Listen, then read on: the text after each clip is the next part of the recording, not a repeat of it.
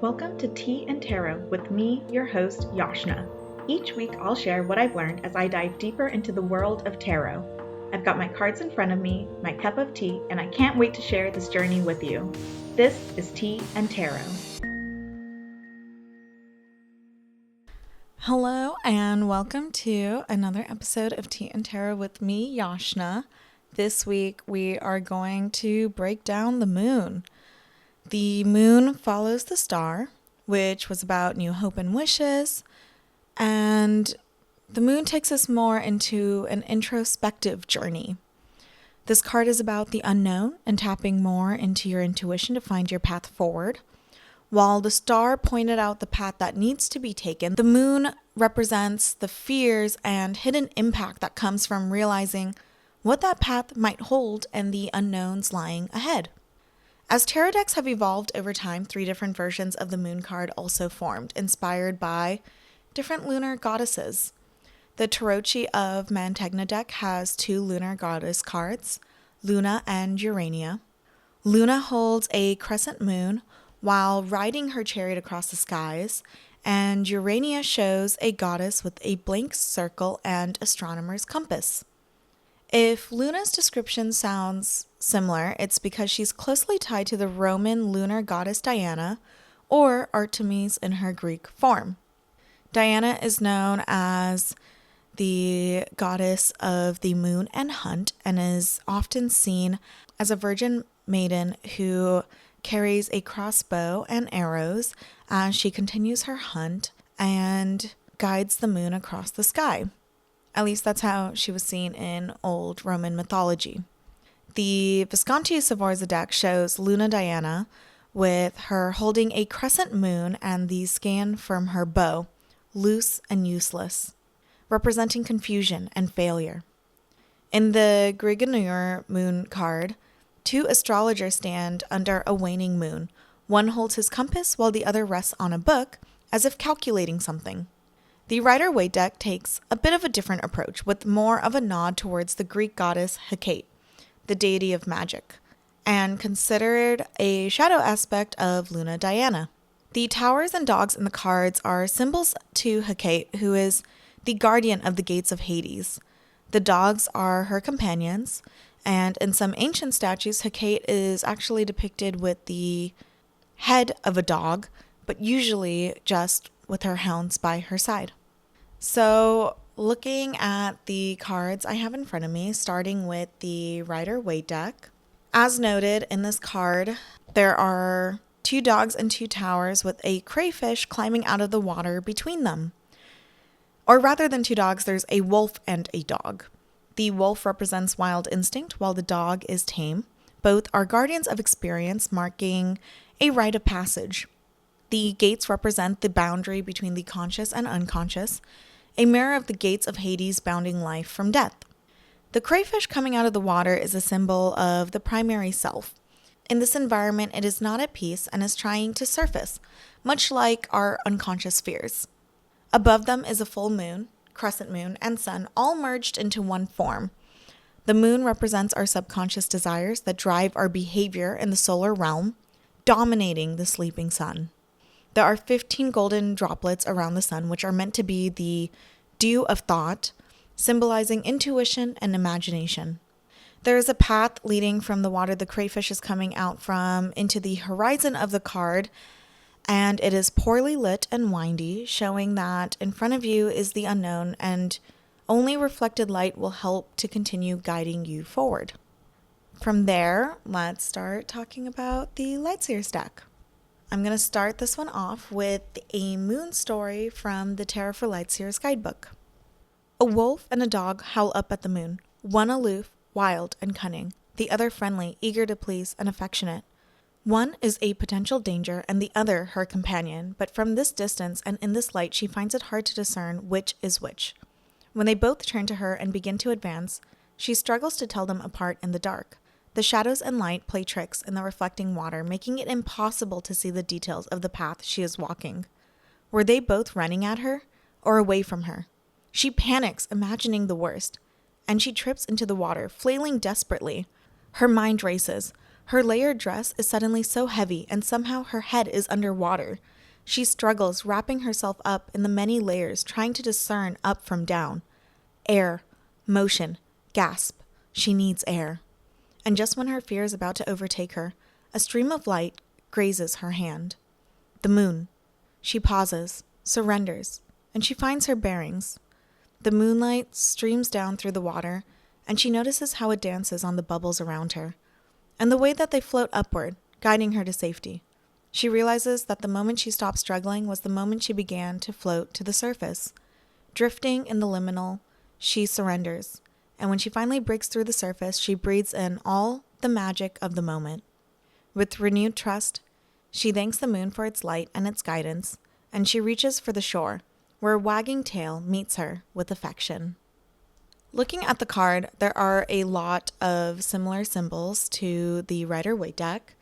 You have the dog and wolf, which represent duality and illusions, tamed versus wild, civilized versus instinctual, intellectual versus emotional.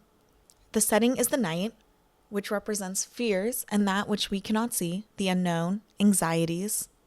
The moon itself is about the subconscious, dreams, intuition, illuminating the dark night and shadows, and providing guidance and hope in the dark. The water represents intuition, the subconscious realms, emotion, the cyclical nature of our emotions, the influence of nature, and our connection to the unconscious shadow aspects of ourself. Her hand is reaching for the light, showing that she's letting go, trusting her ability to thrive, and trusting and following her intuition in this moment. There is a dappled ocean floor at the very bottom, showing light and shadow, sparks of spirit, the depths of our minds, and the psyche and the secrets held within. The general interpretation from the Tarot for Light Seers guidebook is trust your intuition and float. The optimistic meaning from it is I am safe and I reach new levels of unconscious knowing as I surrender to the will of the universe. The general message from the Rider-Waite deck is be guided by messages from your unconscious. In the Light Seer position, this card means illusions, hidden truth, the unknown, trusting your intuition, facing your fears, the watery nature of the unconscious mind, mystery, symbolism and metaphor, perception, uncertainty, and dreams.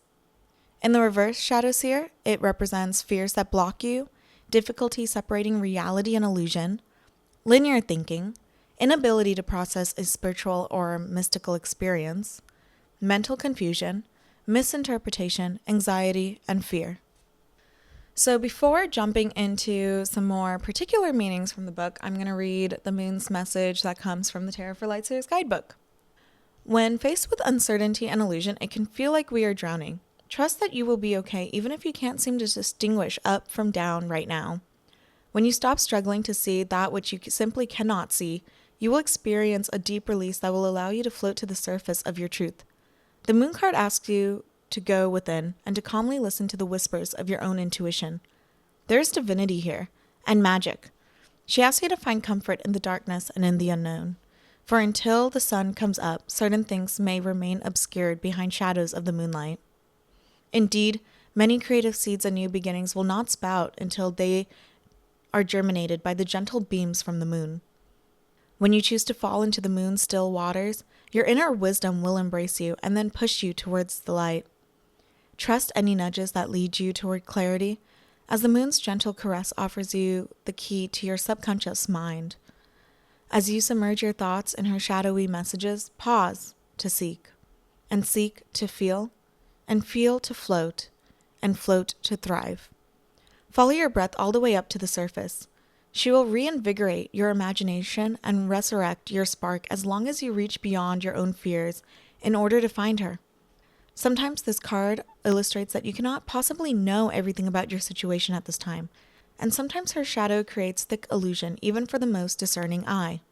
Dive into the moon's healing embrace. Breathe into and past any insecurities that you notice you are holding on to, and let her dimly lit magic guide you home. So that's kind of the general interpretation of this card. In a love and relationship reading, it can mean you feel uncertain or insecure. Your relationship might look fine from the outside world, but it's not as perfect as it seems. There may be some miscommunications that need to be resolved. In the reverse, it could indicate that there's some deceit or secrets that need to be uncovered. It could even refer to you lying to yourself about the relationship. In a money and career reading, it could indicate that you're feeling anxious about the direction your career is taking. Similar to the relationship bit, there might be some miscommunication at work that needs to be cleared up. It could also indicate a mental block that's preventing you from accomplishing as much as you want. In a health reading, this card is usually an indicator of mental health issues or a mental health focus, such as anxiety disorders or depression. You need to trust your gut on any issues or problems you're dealing with and get the proper treatment needed. In the reverse, it could actually mean the lifting or resolving of those issues. And then finally, for a spirituality reading, this is a great card for intuition and focusing on healing work with your spiritual development. In the reverse, you might be blocking messages your inner spirit is sending you, but lean into the message. So to wrap up this episode, I'm going to share some little trivia tidbits that I found about the moon. The moon is considered a natural satellite, which means that it's a naturally formed object, rock, that is orbiting its planet, in our case, orbiting Earth and maintaining its rotation around us. It travels in an elliptical orbit, not perfectly circular, and it takes 27.3 days for the moon to fully travel around the Earth. As the moon rotates, the amount of light that reflects off the moon's surface changes, resulting in the different phases of the moon that we see each night.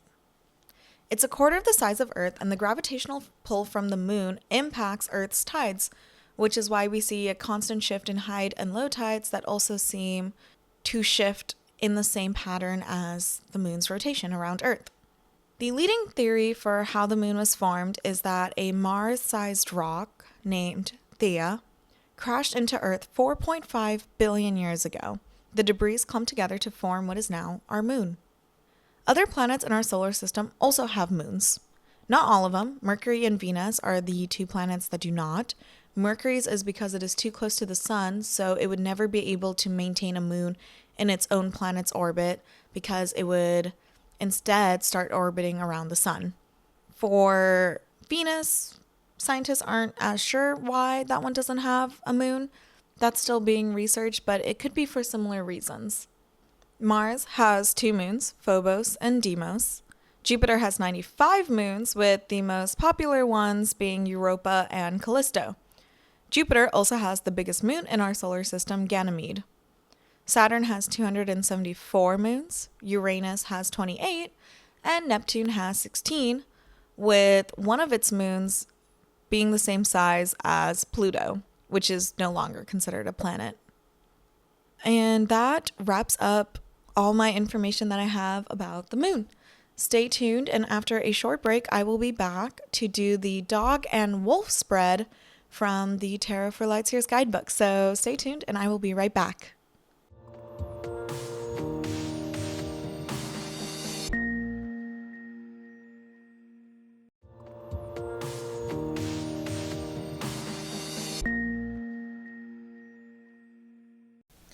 Hello and welcome back. I am doing the dog and the wolf spread from the Tarot for Light Seers guidebook, like I mentioned.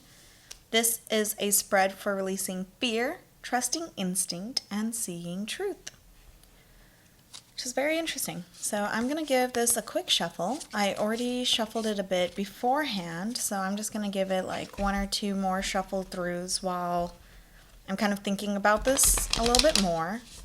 Fear and truth and instinct.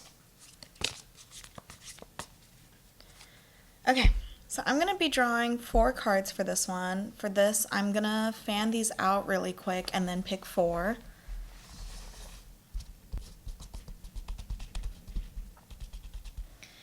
Okay, so I'm going to pick 4 cards and then I'll bring the book back into frame so it's easier to see what I'm doing and follow along. But let's see, first one, second one,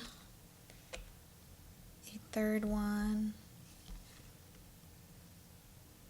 And let's take the top one. No, fourth one. Sorry, picking cards is sometimes hard. Okay, so I have my cards picked. I'm going to put them in this order that they are in for the spread. 1, 2, 3, 4. For the first one, this card is for the dog. Pack mentality. What conditions, learned behavior, societal or cultural norms are playing a role in my life at this time? Do they hold me back or do they protect me?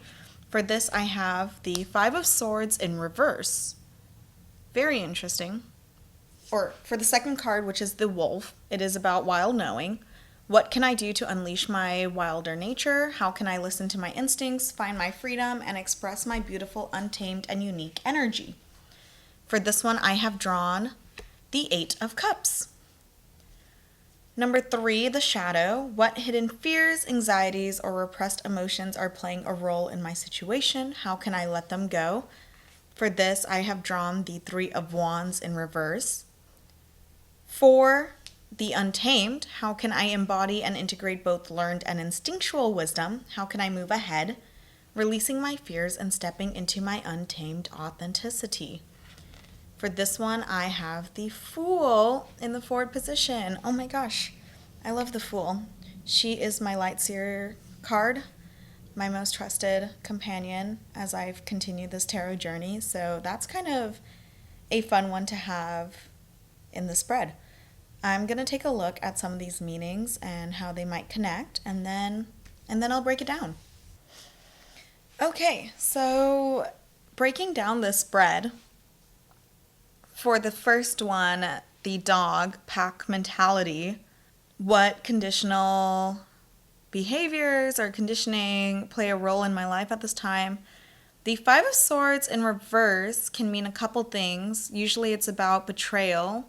It can feel like, I'm actually going to flip to it because there's quite a bit on this one that I cannot remember offhand. But this one is kind of about feeling guilty about your win, wanting to win at all costs, wanting a desire for peace. So I think around how this might be holding me back, it's maybe about not needing to win all the time, not needing to achieve, but then also not feeling guilty about your wins, feeling guilty about the things that you do well. The conditioning to let go of is just that whole mentality around, like, why do you not want to celebrate your wins? And then also, why do you need to be winning or be on top all the time? So I think that's maybe the pack mentality to let go of. And with that, it's kind of just focusing on your own internal goals, like what are your own values, what are the things you care about the most, and focusing on that aspect instead. For the second card, the Wolf, what can I do to unleash my wilder nature?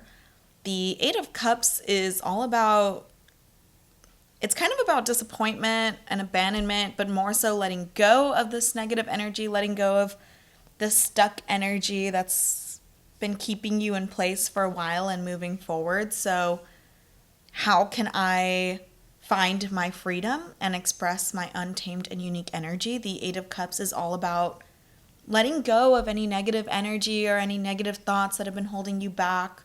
If there's something that you think has been keeping you stuck for a while, just letting go of all of that and moving forward. So it doesn't necessarily tie with the dog per se, but I think a way this kind of ties with the dog is these are both kind of about like just listening to your inner self and letting go of everything else, letting go of that mentality of you have to be on top, but also letting go of whatever negative feelings you've had till now that could be tied to that Five of Swords or just in general. And then number 3, the Shadow. What hidden fears, anxieties, or repressed emotions are playing a role in my situation? The Three of Wands is kind of about anticipating, waiting. She's looking out to the horizon. I'm forgetting this one a little bit too because I'm not as familiar with this card. But in the reverse, it's kind of about not dreaming big enough, expectations falling through, and your fears blocking your movement. So in terms of like literally what is playing a role in your situation. This card is about your fears blocking you, so letting those go, not letting the expectation or fear that things are going to fall through or things won't work out block you from achieving more and dreaming more. So this card is really like in the shadow of hidden fears and anxieties. It's just telling me to dream bigger, to dream more, expect more, and don't think it's all just going to fall through. And then lastly, for the fourth card for my Fool, this card is for the Untamed. How can I embody and integrate both learned and instinctual wisdom? How can I move ahead? And I love the Fool card. There's so much about it. This card is for new beginnings, starting over. But I think specific to this reading about how can I embody it, about how I can step into my untamed authenticity. One aspect of the Fool is spontaneity, and I think that is probably the lesson that's calling out to me a little bit more around this spread. In order to let go of that stuck energy, to expect more, to dream more, I need to also tap into my more spontaneous self instead of overthinking everything, instead of feeling stuck, just kind of pushing forward and going with whatever is calling out to me, whatever ideas are coming to mind, and just using that momentum to push forward. I don't even know if that makes sense. Mentally, I think I'm still kind of like sorting those thoughts out, but in general, I think that makes sense for this reading, and these cards all kind of play together pretty nicely for that of don't let your expectations of needing to always do well hold you back. Don't be scared of acknowledging your own truths and what you want, trusting yourself more, tapping into like what you care about the most. Don't be stuck with that negative energy. Keep pushing forward. It's okay to dream and expect more. Don't let those fears hold you back, and then just lean into the new journey and be spontaneous. Jumping into it a little blindly is totally okay. Like, obviously be careful with it, but also let your instincts take over a little. And I think that is my reading from the Dog and the Wolf spread.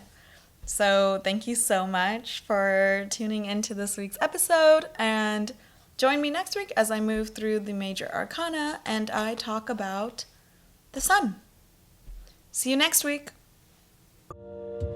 Thank you for listening to Tea and Tarot with Yashna. This episode was produced, hosted, and edited by me, Yashna Bunsel, and brought to you by Tea Time Podcasts. The tarot reading was done using the Light Seers deck by Chris Ann, and all card visuals were from the Light Seers deck and the Rider Waite Smith Tarot deck.